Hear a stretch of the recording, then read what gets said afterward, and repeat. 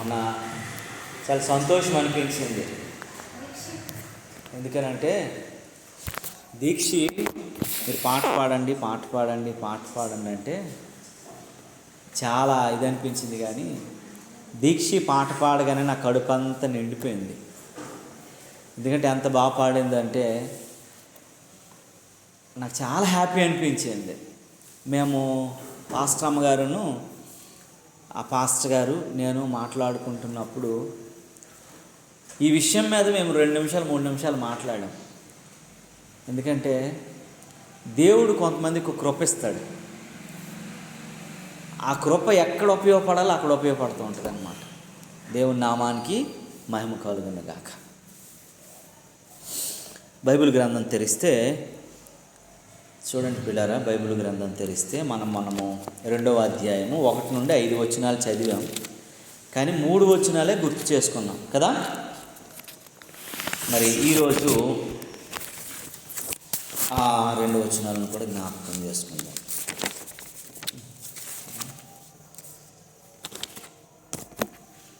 తెరిచారని నేను నమ్ముతున్నాను. తెరవండి.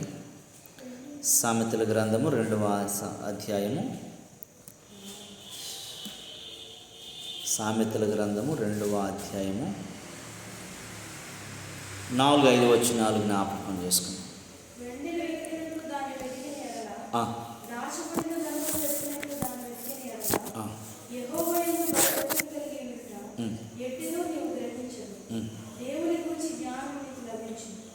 చాలు.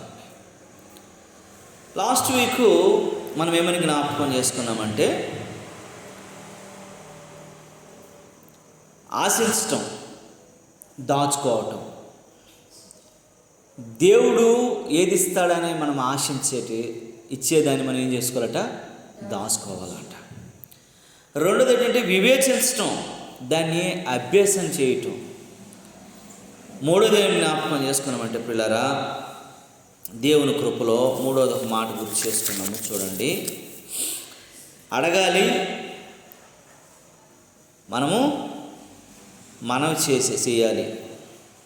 మనం అడిగి ఏం చేయాలటండి, దానికి మనం చేసేవారంగా ఉండాలని దేవుని వాక్యం చెప్పుకున్నాం. ఇప్పుడు 4-5 మాటల్లో ఏమనుందంటే వెదకాలి.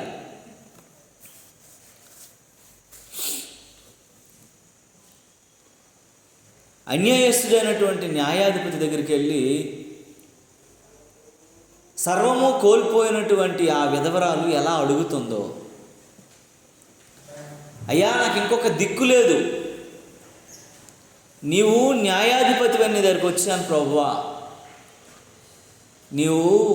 నీవే న్యాయము తీర్చగలిగిన వాడు అని. ఆయన ఎవరు అలాంటి న్యాయస్తుడు అంటే ఆయన అన్యాయస్తుడైనటువంటి న్యాయాధిపతి. అతను మంచి చేసేవాడు కాదు, ఆయన చేస్తాడని నమ్మకం ఎవరికీ లేదు అక్కడ. కానీ తల్లి పదే సార్లు అతని దగ్గరికి వెళ్ళి ఆయన ఇసుకుపోయి పక్షాన్ని న్యాయం చేసినంత వరకు విడిచిపెట్టలేదంట. బైబిల్ గ్రంథంలో ఇంకొక సిచ్యువేషన్ కూడా నాకు చాలా బాగా అనిపిస్తుంది. ఒక బీదవాడైనటువంటి సహోదరుడి దగ్గరికి మరొక స్నేహితుడు వస్తాడు. ఆ పక్కింటి సహోదరుడి దగ్గరికి వెళ్ళి ఆయన ఇచ్చినంత వరకు నా సహోదరుడు వచ్చాడు, నా సహోదరుడికి నేను సహకారంగా ఉండాలి, ఆయనకి ఏదైనా కొంచెం ఆతిథ్యం ఇవ్వాలి కాబట్టి నాకు సహాయపడమని ఆయన ఇచ్చినంత వరకు ఆయన తలుపు దగ్గర కూర్చుంటాడు. ఈ మాట మీకు అర్థమైందా? ఒక సహోదరుడు ఇంటికి ఆయన దగ్గర ఏమి లేదు, ఆర్థికంగా చాలా లోటుపాటుల్లో ఉన్నాడు, ఆర్థికంగా చాలా బలహీన పరిస్థితిలో ఉన్నాడు, ఆహారం పెట్టడానికి కూడా ఆయన దగ్గర ఏమి లేని పరిస్థితుల్లో ఆ పక్కింటి ఆయన దగ్గరికి వెళ్ళి నా సహోదరుడు వచ్చాడని చెప్పి ఆయన పెట్టినంత వరకు, ఆయన ఇచ్చినంత వరకు ఆయన తలుపు దగ్గర కూర్చున్నాడంట. తన సహోదరుడికి నేను ఏదైనా పెట్టాలి, ఆతిథ్యం ఇవ్వాలని. అంటే నువ్వు అడిగే విధానం ఎలా ఉండాలంటే అడిచ్చేంతవరకు వదలకూడదు. అన్యాయస్తుడైనటువంటి న్యాయాధిపతి ఎవరికి న్యాయం చేయడు అని ఆమెకు కూడా తెలుసు. కానీ ఒకవేళ నా దేవుడు వాడితో మాట్లాడతాడేమో, ఎన్నో రాతి హృదయాలనే మార్చి మాంసపు హృదయంగా సరిచేసినటువంటి దేవుడు ఈ అన్యాయస్తుడైనటువంటి న్యాయాధిపతి స్థితిని కూడా మారుస్తాడేమని ఆమె విడువక ప్రయాసపడింది. కనుక ప్రభువునందు ఆమె ప్రయాస వ్యర్థం కాలేదు, న్యాయాన్ని పొందుకోయింది. అద్భుతమైనటువంటి ఆశ్చర్యకరమైనటువంటి న్యాయాన్ని అనుభవించింది కనుక మనం అంటే వెండిని వెతికినట్లు దాన్ని వెతికిన ఎడల, దాచబడిన ధనమును వెతికిన ఎడల అని అంటాడు. వెండిని వెతికినట్లుగా బైబిల్ గ్రంథంలో ఒక ఆమె వెండి నాణ్యాలు పోగొట్టుకుందటండి. గుర్తుందా? చదివారా మీరు? 2 వెండి నాణ్యాలు పోగొట్టుకొని ఆమె దొరికినంత వరకు దీపం ముట్టించి కొంచెం మీద పెట్టి ఇల్లంతా ఊడ్చి వెదకదా అని బైబిల్ గ్రంథంలో ఉంది. మనం అంటే ఎలా అంటే అది దొరికేంత వరకు ఎదుగుతాం. కొన్నిసార్లు మన పేపర్లు పోతాయి అంటే ఎక్కడో పెట్టేస్తాం, మన ఇంట్లోనే ఉంటాయి అవి. అది అవసరం వస్తుంది కానీ దొరకదు మనకి. ఎక్కడుందో మనకి ఎవడు ఏది చెప్పినా సరే మన మనసు ఎక్కడ ఉంటుంది? ఆ కాగితాలు ఎక్కడ ఉన్నాయో, బ్యాంక్ కాగితాలు, భూమి కాగితాలు, ration card, Aadhaar card, pan card, ఇలాంటివన్నీ ఎక్కడైనా పెట్టి మర్చిపోయినప్పుడు, అది అవసరమైనప్పుడు పదే సార్లు ఆలోచిస్తాం. నేను చాలామంది తల్లులు అన్నం మార్చేయటం, తాలింపులు మార్చేయటం, కూరలు పొంగబెట్టేయటం, పాలు మార్చేయటం, అవే మైండ్లో ఉంటారు పాపం వాళ్ళు. ఇలాంటివన్నీ మనం చూస్తే కారణం ఏంటో తెలుసా? వాళ్ళు దాని మీదే మన ఆలోచన ఉండాలన్నమాట. ఇక్కడ దేవుని వాక్యం చెబుతూ ఉంది ఏంటంటే, వెదకాలంట, నువ్వు అది దొరికినంత వరకు వెదకాలంట, దొరికినంత వరకు వెదకాలంట. భక్తుడైనటువంటి యోబు 28వ అధ్యాయంలో ఒక మాట అంటాడు చూడండి. 12 నుంచి 20 వచనాల వరకు ఈ మాటలు ఉంటాయి. యోబు గ్రంథం 28వ అధ్యాయంలో 12 నుండి 20 వచనాలు చదివితే 8 వచనాల్లో, అయితే జ్ఞానము ఎక్కడ దొరుకును? వివేచనా స్థలము ఎక్కడున్నది? నరులు దాని విలువను ఎరుగరు. చూడండి, ఇక్కడ ఈ మాట అంటాడు, అయితే జ్ఞానం ఎక్కడ దొరుకును అని ఒక ప్రశ్నార్థకం ఇచ్చి, వివేచన దొరుకు స్థలమునే అక్కడే ఉందంట. వివేచన, నువ్వు ఎక్కడైతే వివేచిస్తావో జ్ఞానం అక్కడే ఉంటుందట. మనకు తెలియదు అది. అందుకే వివేచన కావాలి, ప్రతిదానికి ఆలోచన కావాలి. అందుకే ఆలోచనకర్తలు కావాలని బైబిల్లో రాశాం, తెలుసా అండి? మీరు ఆలోచనకర్తల్ని ఏర్పాటు చేసుకోండి అని అన్నారు. ఒక ఊరిలో అంట, ఒక దేశంలో అంట, ముసలోళ్ళ వల్ల చాలా ప్రాబ్లమ్స్ వస్తున్నాయి, వాళ్ళని చూసుకోవడం చాలా కష్టం. వృద్ధాప్య స్థితిలోకి వెళ్ళిపోయిన తర్వాత వాళ్ళు ఎలాగైపోతారు? చిన్నపిల్లల్లాగా అయిపోతారు. వాళ్ళు ఏం చేస్తారో తెలియదు, ఎక్కడ ఏం చేస్తారో తెలియదు. చిన్నపిల్లవాడు కూడా ఇక్కడ యూరిన్ పోసేస్తాడు, పెద్దోడు అయిన తర్వాత కూడా ఆయన ఏం చేస్తాడు అది తెలియదు. మతి చిన్నపిల్లల స్టేజ్లోకి వచ్చేస్తారు వాళ్ళు. మొన్న దైవజనులు రాజశేఖర్ అయ్య గారు, ఆయన భోజనం అందరం తింటున్నాం, ఆయన కూడా తింటున్నారు.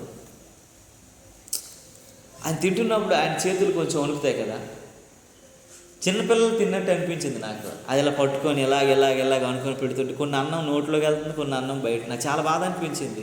లేచి స్పూన్ పట్టుకొని తినిపిద్దామని అనిపించింది. నేను అంకుల్ అని అంటే, ఇది నాకు అలవాటు నాన్న, పర్వాలేదు తిన్నాను అంటే. ఆయన ఏమైపోయాడు? చిన్నపిల్లల స్టేజ్లోకి వచ్చేసాడు ఆయన. అంత పెద్ద దైవజనుడు. ఆయన వాక్యం చెబుతుంటే మన చర్చ్ ఓపెనింగ్ అయింది. ఆ చర్చ్ ఓపెనింగ్కి వెళ్ళినప్పుడు చాలా నాకు అనిపించింది, అంత పెద్ద దైవజనుడు వాక్యం చెబుతుంటే ఎన్నో హృదయాలు మార్చబడతాయి, ఎన్నో కుటుంబాలు కట్టబడతాయి. అంత గొప్ప దైవజనుడు భోజనం దగ్గరికి వచ్చేసరికి అతనికి ఉన్నటువంటి దానిని బట్టి ఆయన విసుగుపోక, ఆయన బాధపడిపోక, ఆయన ఎలాగైపోతున్నాడండి? చాలా ఇదైపోతున్నాడు. జెర్మీ అన్న అంటాడు, తమ్ముడు వదిలే అంతే అయ్యా అని చెప్పేసి అని అన్నాడు. నాకు చాలా బాధ అనిపిస్తుంది. చూస్తూ మనం ఎలా తినేస్తాము? మనం మనుషులమే కదా. కానీ వాళ్ళందరికీ ఏమైందట? అది అలవాటు అయింది కాబట్టి వాళ్ళు ఏం చేస్తున్నారు? చక్కగా కూర్చొని తినేస్తున్నారు. మనం అలవాటు లేని వాళ్ళం కాబట్టి మనకి ఏదో అనిపిస్తుంది, సగం కింద పడిపోతుంది, సగం నోట్లోకి వెళ్తుంది అని చెప్పేసి. ప్రియమైనటువంటి దేవుని బిడ్డలారా, మనం జ్ఞాపకం చేసుకోగలగాలి. జ్ఞానం ఎక్కడ దొరుకును, వివేచన దొరుకు స్థలము ఎక్కడ ఉన్నది అని మనం ఆలోచించాలంట. జ్ఞానం వివేచించగలిగిన స్థలం ఎక్కడ ఉంటుందో జ్ఞానం అక్కడే ఉంటుంది. క్రిందకు వస్తే అంటాడు, నరులు దాని విలువను ఎరుగురంట. జ్ఞానపు విలువను నరులు ఏం చేయట్లేదు, ఎరగట్లేదు. ఈరోజు దేవుని మాటలు ఎవరు వినరు, సోది వింటరు, వాళ్ళని సంతోష పెడితే వింటరు, ఎంటర్టైన్మెంట్ చేస్తే వింటరు, కామెడీ చేస్తే వింటరు. ఎందుకండి? పాముని ఆడిస్తే చూస్తారు జనాలు కదండి. పాముని ఆడిస్తే గంటలు గంటలు చూస్తారు, సువార్త ప్రకటిస్తే కొట్టడానికి వస్తారు. కారణం ఏంటి తెలుసా? జ్ఞానము విలువ వాళ్ళు ఎరగట్లేదంట. జ్ఞానపు విలువ తెలియట్లేదు. అంటాడు దేవుని వాక్యంలో, అంటాడు ప్రాణులన్నీ దేశములో అవి దొరకదు, అగాధం అది నాలో లేదనను, సముద్రము నా యొద్ద లేదనను, సువర్ణము దానికి సాటి అనేది కాదు, దాని విలువ కొరకై వెండి తోచరాదంట. అంటే జ్ఞానంతో ఏది పోల్చుకోలేమాట, దేవుని మాటలతో ఏది పోల్చుకోలేమాట. సముద్రాల్లోకి వెళ్ళినా, కొండలెక్కినా, పర్వతాలు ఎక్కినా, ఎక్కడికి ఎక్కినా సరే దానిని బంగారంతోనో వెండితోనో దాన్ని పోల్చలేము, సరిచేయలేమని దేవుని వాక్యం చెప్తుంది. కిందకి అంటాడు, సువర్ణము దానికి సాటైనది కాదు, దాని విలువ వెండితో తోచరాదు అని అంటూ, అది ఓఫీరు బంగారమునకైనను, విలువగల గోమేధముకైనను, నీలమునకైనను కొనబడినది కాదు, సువర్ణమైనను స్ఫటికమైనను దానితో సాటి కావు, ప్రశస్తమైన బంగారు నగలకు ప్రతిగా ఇది ఇయ్యబడదంట, దానికంటే ఎక్కువ విలువైంది. ఇక్కడ అంటాడు చూడండి, పగడముల పేరు, ముత్యముల పేరు దాని ఎదుట ఎత్తనే కూడదట. పగడాలు ముత్యాలు గొప్పవని అదరు ఉన్నాయి అనుకోవడానికి లేదని అంటుంది. ఇంకా అంటాడు, జ్ఞాన సాపద్యము కెంపుల కన్నా కోరదగినది అని అంటాడు. కూషదేశపు పుష్యరాగము దానితో సాటి కాదు, శుద్ధ సువర్ణమునకు కొనబడినది కాదు. 20వ వచనం అంటాడు చూడండి, అట్లయిన జ్ఞానము ఎక్కడి నుండి వచ్చెను, వివేచన దొరుకు స్థలము ఎక్కడనున్నది అని అంటాడు. దేవుని జ్ఞానం ఎక్కడుంది? దేవుని సన్నిధిలో ఉంది. దేవుని జ్ఞానం దేవుని యొక్క సముఖంలో ఉంది. అందుకే దేవుని దగ్గర దావీదు అంటాడు కదా, మనం ఆదివారం నాడు నేర్చుకున్నాము, ప్రభువా నీ ఆవరణంలో ఉండుటే నాకు ఆశ ఏంటి, నీ మందిర ఆవరణంలో ఉండటమే. ఎందుకంటే జ్ఞానం అక్కడ ఉంది, సర్వ సంపదలు అక్కడ ఉన్నాయి, అక్కడే దేవుని కృప స్థిరమైనదిగా ఉంది. దేవుడు అక్కడి నుంచి అన్నీ ఇవ్వబోతా ఉన్నాడు. కనుక దేవుని వాక్యం చెప్తుంది 20వ వచనంలో అంటాడు, అట్లైన జ్ఞానము ఎక్కడ నుండి వచ్చెను, వివేచన దొరుకు స్థలము ఎక్కడనున్నది అని అంటాడు. దేవుని దగ్గరే కదా. నీవు నేను మనము మన జీవితాల్లో మనం ఆలోచించినట్లయితే దేవుని కృప మనకి ఎంతగానో ఎంతగానో ఎంతగానో మన దగ్గర ఉన్నా సరే మనం వెదికి పుచ్చుకోలేని వారంగా ఉన్నాం, అందుకోలేని వారంగా ఉన్నాం, దూరస్థులమైపోతున్న వారంగా ఉన్నాం, దాన్ని అనుభవించలేని వారంగా ఉన్నాం. అందుకే 119వ కీర్తనలో ఒక మాట అంటాడు చూడండి, కీర్తనకారుడు 119లో 14వ వచనం చూడండి, 119:14 చూడండి అమ్మ ఒకసారి. 119:14 119:14 తీయండి. ఆ సర్వ సంపదలు దొరికినట్లు నీ శాసనము మార్గమును బట్టి నేను సంతోషిస్తున్నాను. అంటే సర్వ సంపదలు ఎంత గొప్పవో నీ శాసనములు అంతకంటే విలువైనవి, నాకు సంతోషాన్ని ఇవ్వగలుగుతాయి. అందుకే దేవుని శాసనాలను బట్టి మనం ఆనందించాలి. అంటాడు కదా, నీ వాక్యమే నన్ను బ్రతికించుచున్నవి, నీ శాసనములే నాకు ఆలోచనకర్తలై నన్ను నడిపిస్తున్నాయి. ఆ సంగతి తెలుసుకున్నాడు దావీదు. నాకు ఆలోచన కావాలి, నాకు తెలివి కావాలి, నాకు ఇది కావాలంటే, నీ ఆలోచనలు కావాలంటే అవి నీ జ్ఞానంలో, నీ సర్వ సంపదలలో గుప్తములై ఉన్నాయని తెలుసుకున్నాడు. కాబట్టి దావీదుని బట్టి సంతోషిస్తున్నాడు. ఆ విషయాన్ని సొలొమోను రాస్తున్నాడు. నేను ఎలా ఎదగాలంటే దేవుని వాక్యాన్ని అన్యుడైనటువంటి అనీతిపరుడైనటువంటి ఎవరికి సహాయం చేయనటువంటి అన్యాయస్తుడైన న్యాయాధిపతి దగ్గరికి వెళ్ళి ఆ బామ్మ ఎలాగైతే అడిగిపోందో మనం కూడా దేవుని దగ్గరికి వచ్చిన జ్ఞానాన్ని ప్రసాదించిన అడగాలంట. దొరికినంత వరకు అడగాలంట. అడుగుడి మీకు ఇవ్వబడును, అడిగిన ప్రతివానికి ఇవ్వబడును అని దేవుని వాక్యం చెప్తుంది. ఎంతమంది అడిగినా దేవుడు ఇస్తాడు. సొలొమోను అడిగాడు, పొందుకున్నాడు. దావీదు అడిగాడు, పొందుకున్నాడు. సంసోను అడిగాడు, పొందుకున్నాడు. కానీ నీవు నేను మనం ఇంకా అడగలేకపోతున్నాం కాబట్టి మీరు అందుకే ఎక్కడంటాడు, యాకోబు పత్రికలో మాట అంటాడు, తినవసరం లేదు, మీరు అడగనందనే పొందుకోలేకపోతున్నాను. మీరు అడగలేదు, నేను ఇవ్వట్లేదు. దేవుడికి నువ్వు అడిగితే దేవుడు ఇవ్వడానికి ఆయన సిద్ధంగా ఉన్నాడు. కనుక నీవు నేను మనము ఎలా ఉన్నామనంటే దేవుని సన్నిధిలో, దేవుని సముఖంలో, దేవుని బిడ్డలుగా, దేవునికి ఇష్టమైన వారముగా ఉన్నామనంటే దేవుని దగ్గర ఉన్నటువంటి జ్ఞానాన్ని సంపాదించుకునే వారంగా ఉండాలి. ఈ లోకంలో అజ్ఞానులు కాక మనం ఎలా ఉండాలంటే జ్ఞానుల వలె నడుచుకున్నట్లు జాగ్రత్తగా ఉండాలి. జ్ఞానుల వల్ల నడాలంటే, అజ్ఞానంలో పడిపోకూడదంటే, అజ్ఞానంలో కూరుకుపోకూడదంటే మనం ఏం చేయాలా? జ్ఞానాన్ని ఎత్తుక్కోవాలంట, జ్ఞానాన్ని సంపాదించుకోవాలంట, దాన్ని వెదికే పనిలో మనం ఉండాలంట. దాన్ని వెదికే పనిలో ఉండాలంట.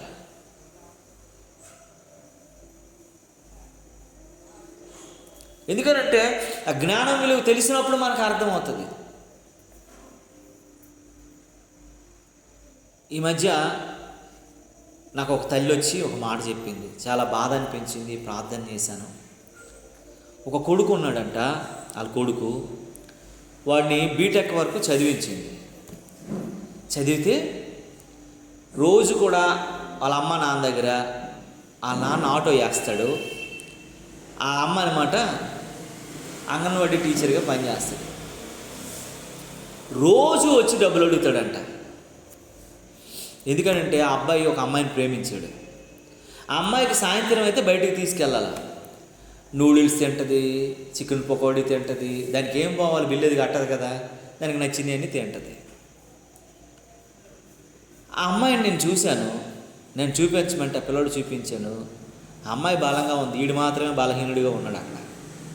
అయితే ఆ అమ్మాయిని నేను పెళ్లి చేసుకుంటాను, నాకు ఆ అమ్మాయి కావాలి అని వీళ్ళ అమ్మ నాన్న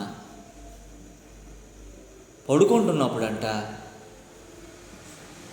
మీరు నమ్మరు, కత్తితో పొడిచి చంపేపోయాడంట పిల్లోడు.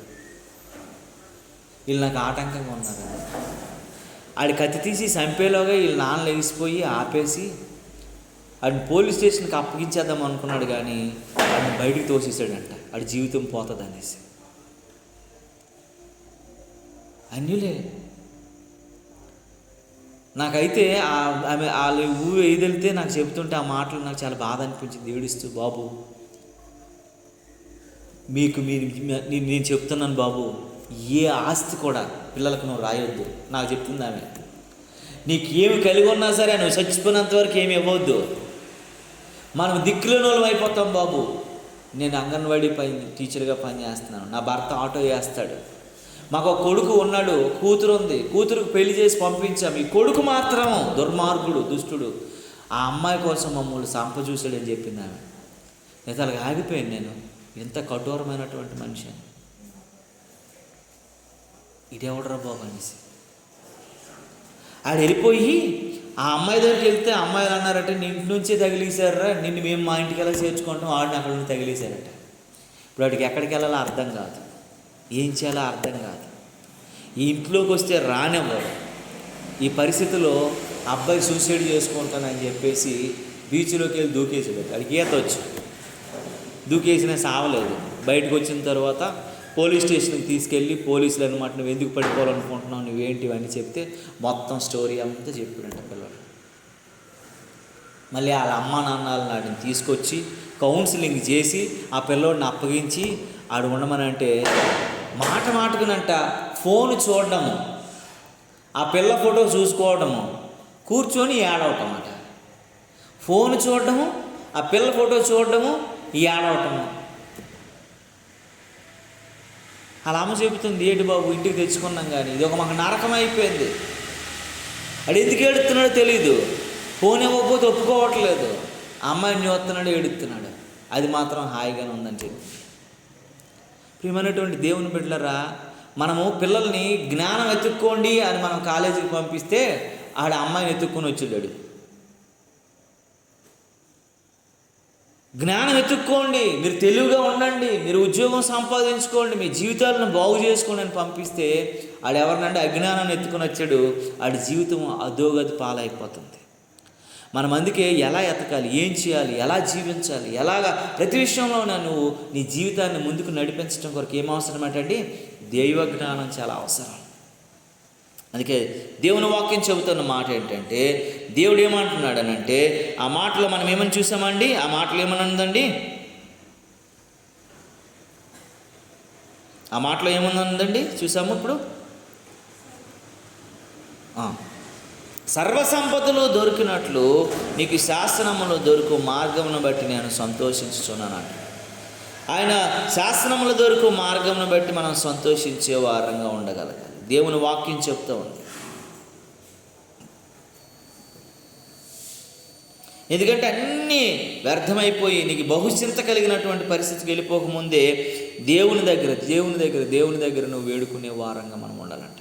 అందుకే వెదకాలంటే దొరికినంత వరకు వెదకాలి. దొరికినంత వరకు దైవ జ్ఞానం నీ దగ్గర ఉంటే నువ్వు ప్రతి సలహాలు, ప్రతి సూచనలు నీకు వెంటనే దేవుడు ఇస్తూ ఉంటాడు. నువ్వు ఎక్కడ మోసపోవడానికి అవకాశం ఉండదు. యవనస్తులైనటువంటి మీరు జ్ఞాపకం చేసుకోవాలి. ఎవ్వరి లాలన మాటలు మన మీద ఏం చేయవు, ఎఫెక్ట్ చూపించవు. ఎందుకంటే మనది ఏముంటుంది, జ్ఞానం, దైవ జ్ఞానం మనతో ఉంటుంది. దైవ జ్ఞానాన్ని సంపాదించుకుంటే దేవుని కృప నేను వెంటాడుతూ ఉంటుంది. దేవుని కృప నేను వెంటాడుతుంటే దేవుని ఆత్మ సహాయం నీకు కలుగుతూ ఉంటుంది. నీకు మంచి ఆలోచనలు దేవుడు ఆలోచనకర్తగా నిన్నుండి అది మంచి అది చెడ్డనిది వెంటనే దేవుడు ఏం చేస్తుంటాడు, నీకు రివీల్ చేస్తూ ఉంటాడు. దేవుని నామానికి మహిమ కలుగును.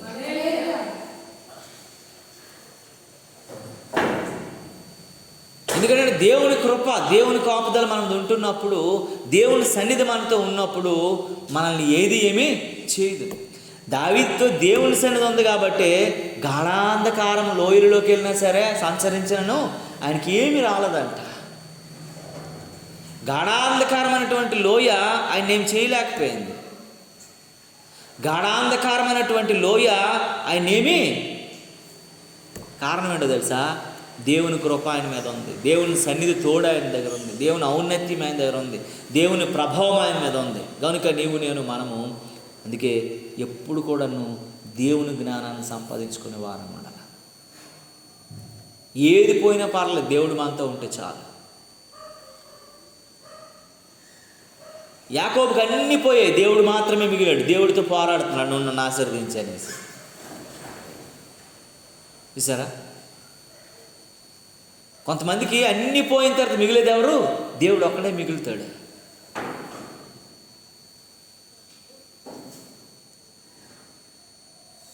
యోసేపుకి అన్నీ పోయాయి, అన్నదమ్ములు పోయారు, తండ్రి లేడు, ఊరు లేదు, బానిసగా ఒక్కడే ఉన్నాడు. అప్పుడు ఎవరిని పట్టుకున్నాడండి, ప్రభువా నువ్వే నాకు కావాలన్నాడు.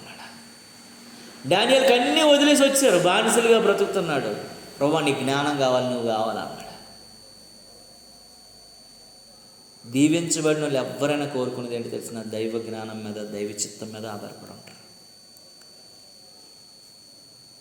కనుక మీరు యవనస్తులుగా మీరు గుర్తుపెట్టుకోవాలి, ఏ చెడు మార్గంలో ఏ చెడు అంటకుండా ఆ గాలి మనకు తగలకుండా ఉండాలనుకుంటే దేవుని జ్ఞానం మన మీద ఉంటేనే దేవుని వివేచన, ఆ సమయోచితమైన సహాయం మనకు కలిగినట్లుగా దేవుడు చేస్తాడు. ఇంకొక దాని మీద మనం పెట్టుకోకూడదు. లోక జ్ఞానము అసలు వ్యర్థం, అది దేవునితో వైరమని మీరు ఎరుగురని అంటాడు. దానిలో ఏమి లేదు, ఒట్టి గాలి గడ్డి అది.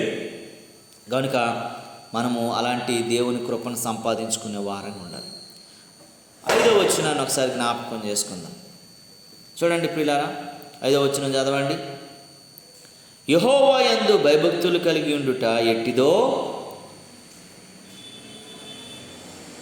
నీవు గ్రహించెదవు, దేవుని గూర్చిన విజ్ఞానము నీకు లభించును. దేవుని వాక్యము అంతేనా. 5వ వచనంలో ఏముంది, యెహోవా యందు భయభక్తులు కలిగి ఉండుట ఎట్టిదో నువ్వు మనం ఏం చేయాలటండి, గ్రహించే వారంగా ఉండాలంట. దేవునికి స్తోత్రము కలుగును కాక.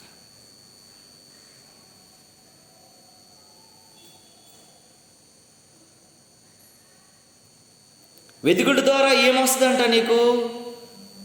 ఏమొస్తుందటమ్మా? దేవుని గూర్చినటువంటి విజ్ఞానం నీకు లభిస్తుందంట. దేవుని గూర్చిన విజ్ఞానం.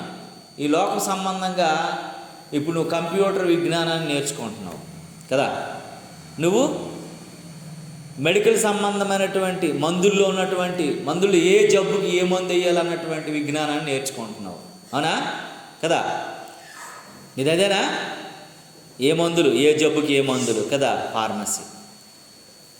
నువ్వేంటి, ఏ ఇల్లు ఎరగొట్టాలనే కట్టాలని, ఎరగొట్టడం కట్టడం.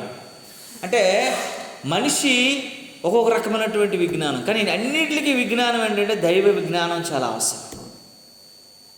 ఈ దైవ జ్ఞానం సంపాదించుకోవటంలో మనం వెనక్కి వెళ్ళిపోకూడదంట. దైవ జ్ఞానం సంపాదించుకోవటంలో మనం ఉండాలని దేవుని వాక్యం చెప్తుంది. అందుకే అంటాడు, యెహోవా యందు భయభక్తులు కలిగి ఉండుట.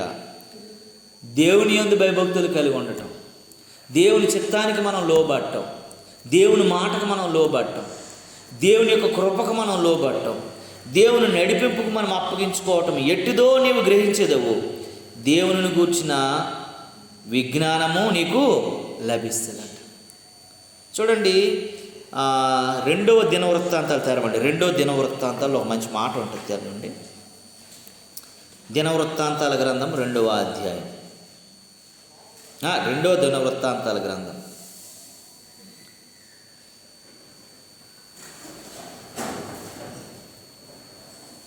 ఏముంది అక్కడ? ఈ పక్షులు ఏటో పిల్లులో.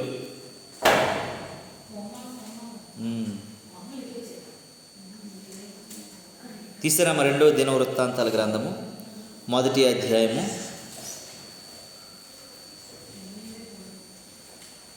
2 Chronicles.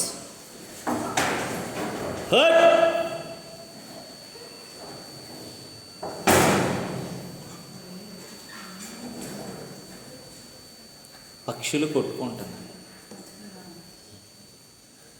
తీయండమ్మా 1వ అధ్యాయం 10 నుంచి 12 వచ్చిన వరకు చదవండి.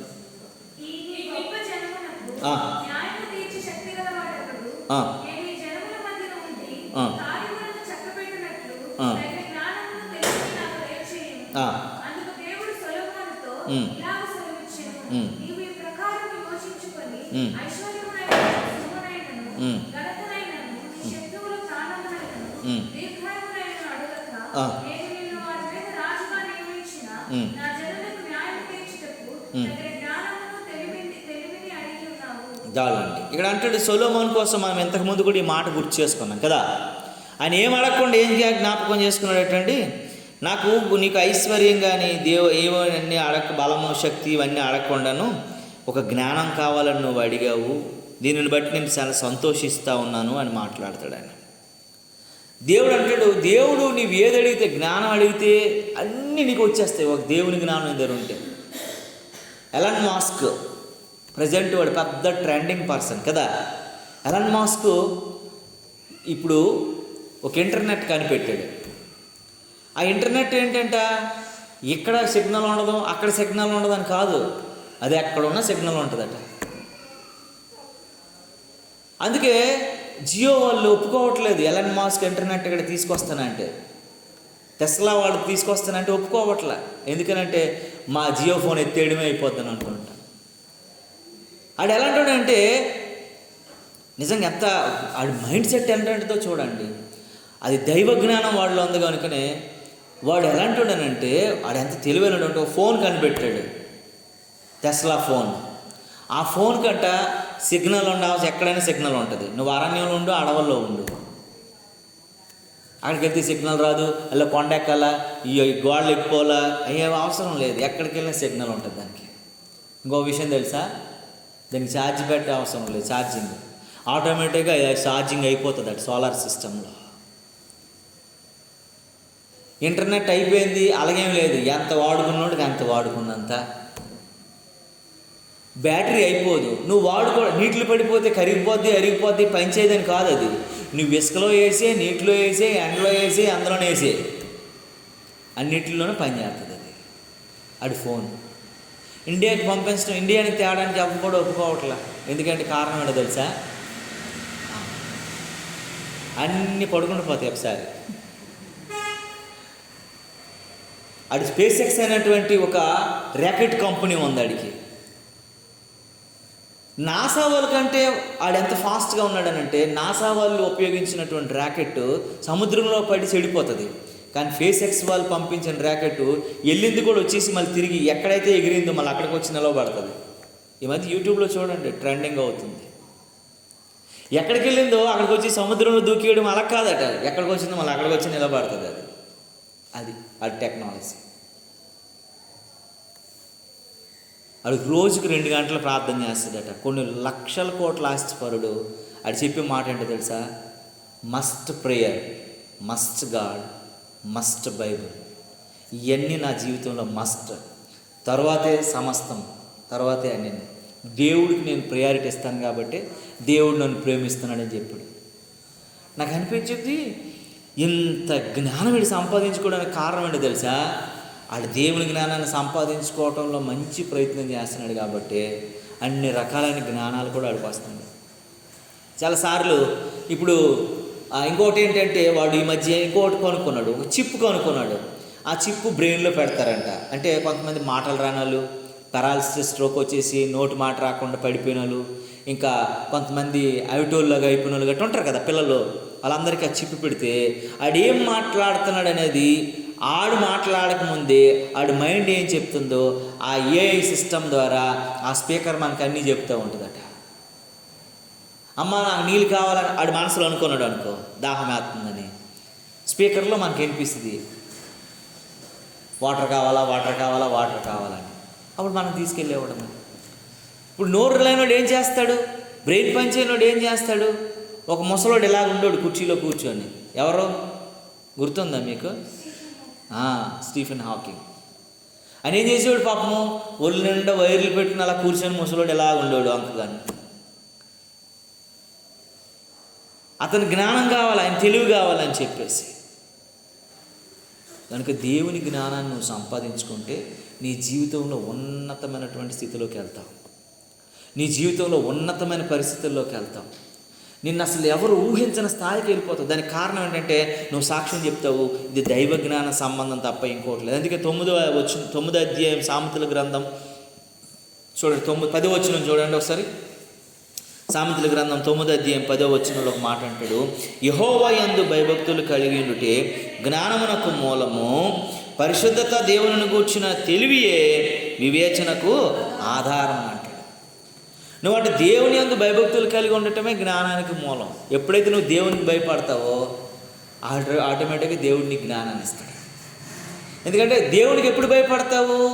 దేవుని మాట ప్రకారం నువ్వు జీవించడమే దేవునికి భయపడడం అంటే దేవుని ఫోటో చూడగానే వణుకుపోవడము, అల్లా దూరం నుండి ఇలా చెప్పులు తీసేసి ఇలాగ సాష్టాంగ పడిపోవడం, ఇది కాదు భయపడడం అంటే.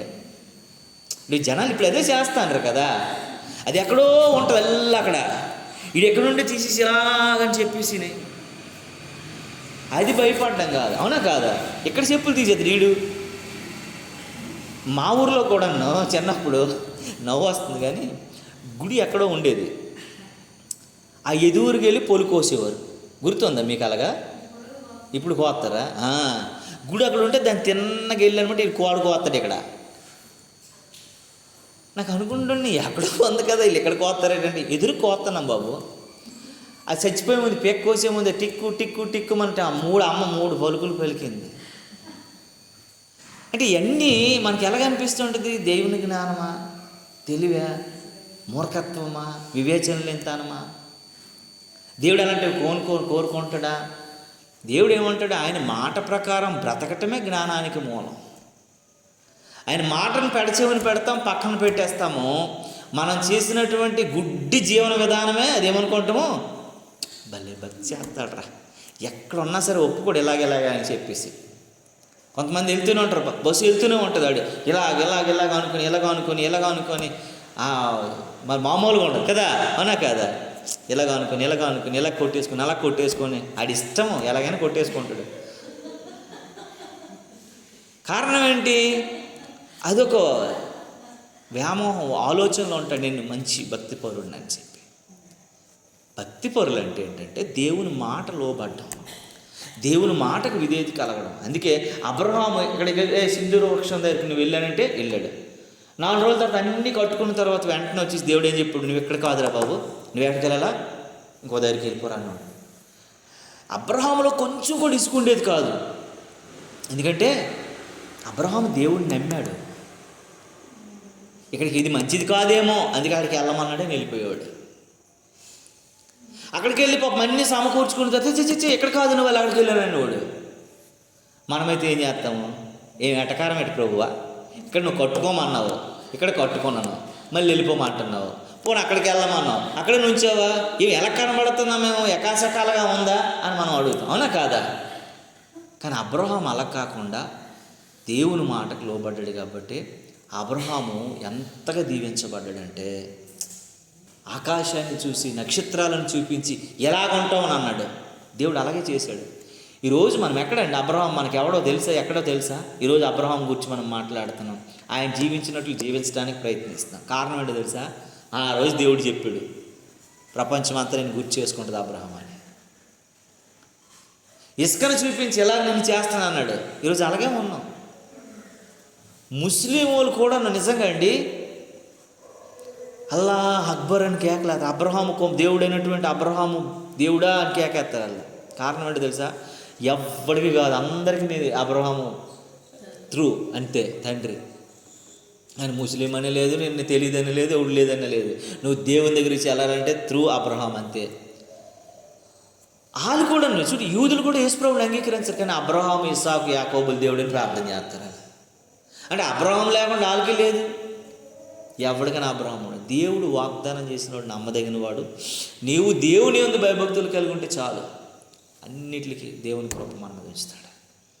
అందుకే ఆ సమస్త జ్ఞానాన్ని మనం పొందుకోలేకపోతున్నాం అంటే దేవుని మాటకు మనం భయపడట్లేదు. అందుకే దేవుని మాటకు విధేయత కలిగి ఉండాలి. దేవుని మాటకు విధేయత కలిగి ఉండాలి. దేవుని మాట మీద నువ్వు ఉండాలి.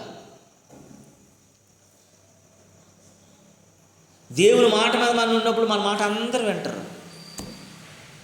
నేను మొన్న అక్క గ్రేసీ విజయ్ గారికి ఉన్నారు కదా, ఆవిడకి అన్నాను, నాకు ఒక ఆలోచన వచ్చింది ప్రార్థన చేస్తున్నప్పుడు, మీరు ఇలా చేస్తే బాగుంటుందేమో అని నేను ఒక మాట అన్నాను. నిజమే తమ్ముడు, నాకు సేమ్ ఆలోచన వచ్చిందని అనింది ఆమె. మీకు ఒక మాట చెప్పనా, నేను అక్కడ కొంత స్థలాన్ని కొనిపెట్టాను తమ్ముడు అని చెప్పింది.